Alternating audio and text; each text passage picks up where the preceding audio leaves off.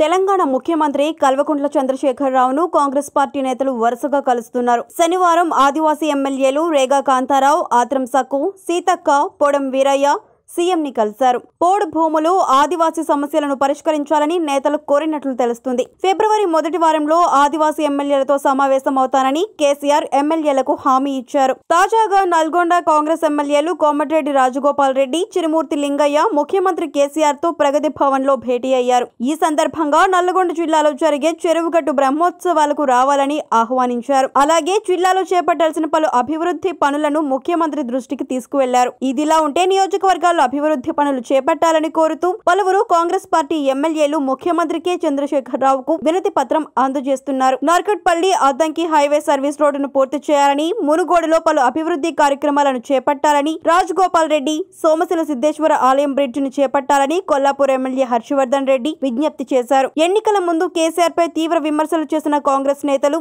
ఇప్పుడు కేసీఆర్ ని కలవడం అందరినీ ఆశ్చర్యపరుస్తుంది. కాంగ్రెస్ ఎమ్మెల్యేలు పార్టీలు మారతారని తరచూ వార్తలు వస్తున్న తరుణంలో వారు సీఎంతో భేటీ కావడం ప్రాధాన్యం సంతరించుకుంటుంది. మరిన్ని అప్డేట్స్ కోసం మా కాయ్ టీవీని సబ్స్క్రైబ్ చేసుకోండి.